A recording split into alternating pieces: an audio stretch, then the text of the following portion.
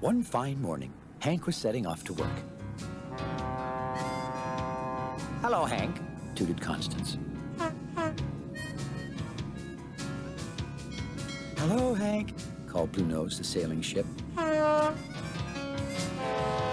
"Hi, Hank," called Rebecca, the research vessel.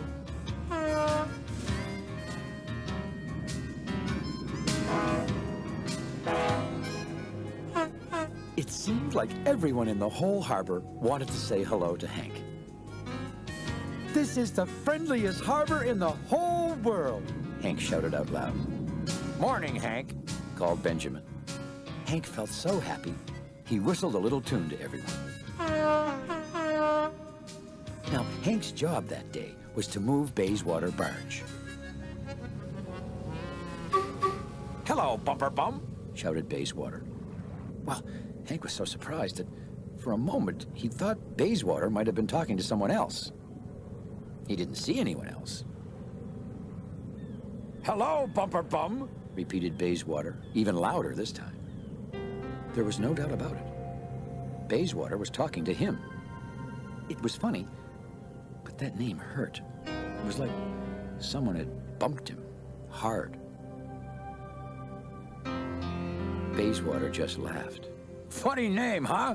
he said. "Uh-huh," Hank said slowly, but he still wasn't really sure why Bayswater had called him that. He wasn't sure he liked it.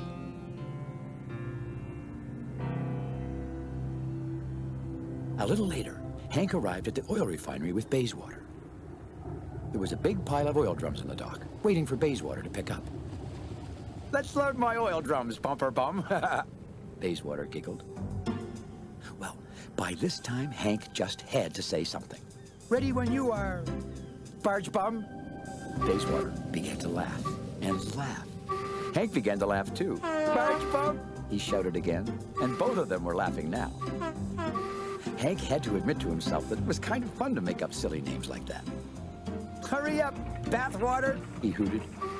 Hank began laughing so hard, his whistle made a funny sound. "Ha ha ha!" roared Bayswater.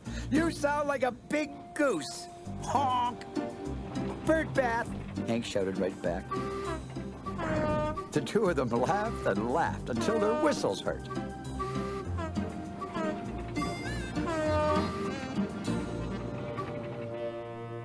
Well, at the end of the day, after they had finished working, Hank dropped Bayswater off at his dock and began to float home. Then he stopped and turned back to Bayswater again. "See you later, Barge Bum," he shouted. "Hank!" Hank was surprised to see Pearl, the pilot boat. "I heard what you called Bayswater," said Pearl. "It's not very nice to say things like that."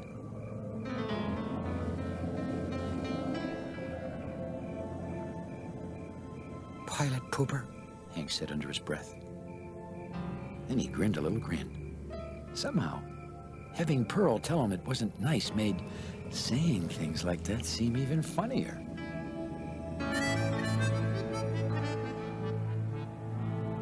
Early the next day, the dispatcher sent Theodore and Hank to bring in a cargo ship.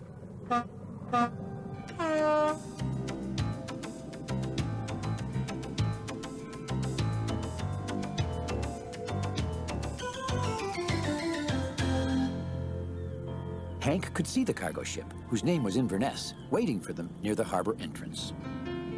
Now, Inverness had a very pointy bow. Hank's mind began to race, just like his engine.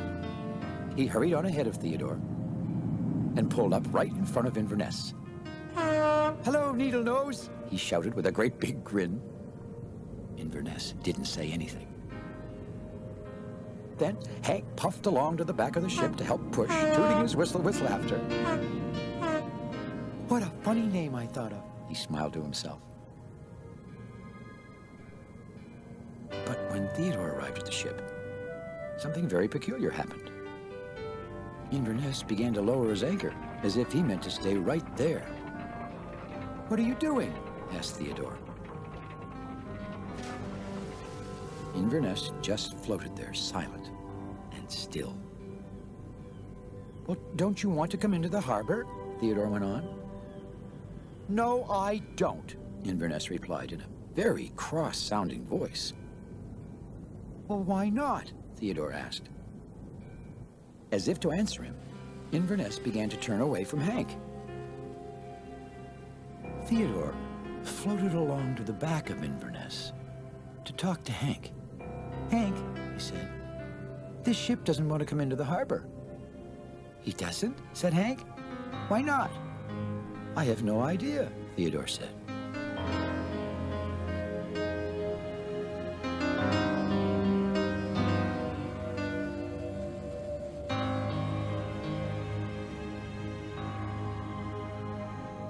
He doesn't want to come into the harbor, the dispatcher said when Theodore had told him what had happened. But why not? We don't know, replied Theodore. Do we, Hank? No. Can you think of any reason? Continued the dispatcher. No, said Theodore. No, said Hank. Just then, they heard an emergency whistle. And Foduck, the safety tug, came racing up to the dock, all out of breath. That ship who was supposed to come into the harbor is leaving, he puffed. Leaving? Asked the dispatcher.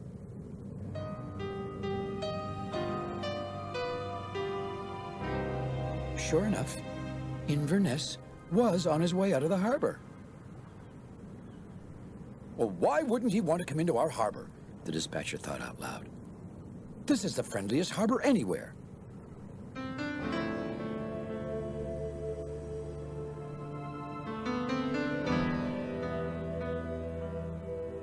And then he gazed out towards Inverness as if he couldn't believe what he was seeing.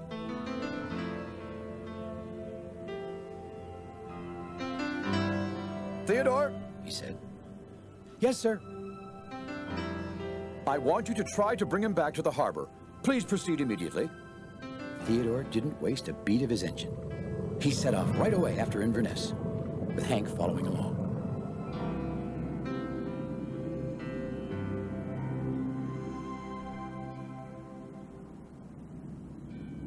Now they could see that Inverness was already quite a ways out on the ocean. I wonder where Needlenose is going, said Hank. What did you call him? Theodore said, turning to Hank. I said, where's he going? Repeated Hank. You called him Needlenose, said Theodore. I did, said Hank.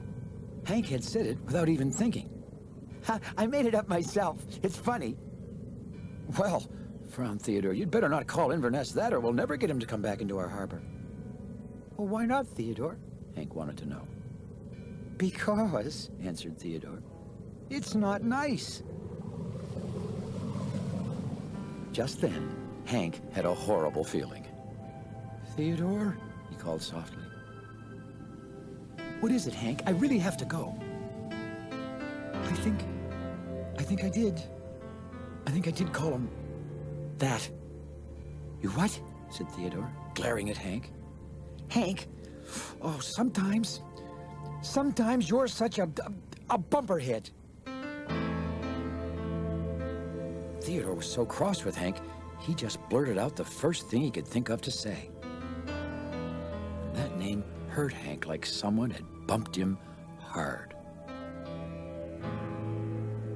And the next thing Hank knew, a big wet tear appeared in the corner of his eye.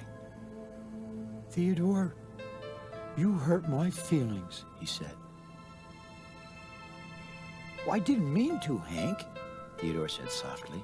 Oh, I'm sorry. Hank turned towards Inverness. Suddenly, he knew why the ship was leaving the harbor. I think, he said slowly, I think I hurt Inverness's feelings. Well, right now I have to try and stop him, said Theodore, and he raced off after Inverness without another word. Hank knew he wasn't allowed to leave the harbor like Theodore. All he could do was wait. Wait and hope Theodore could get Inverness to come back.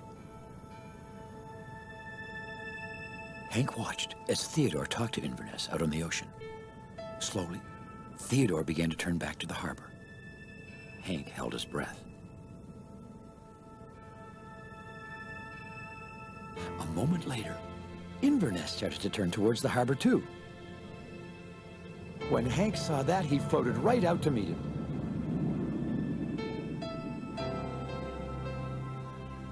"Oh, thanks for coming back to our harbor," Hank began. "Well," said Inverness in a very quiet voice, "I didn't want to, but Theodore promised that no one would call me any more names." "Well, I shouldn't have called you that name," said Hank, looking very sad. "I didn't mean to hurt your feelings." "Well, you did," said Inverness. "I'm really sorry," said Hank.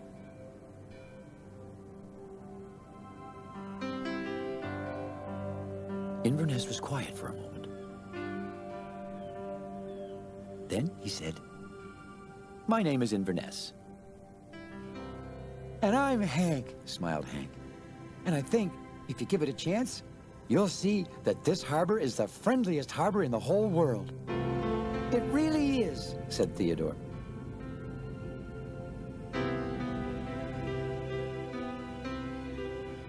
Well, as the tugs began to bring Inverness into its dock, they felt so happy they whistled a little tune to everyone. And Inverness joined in too.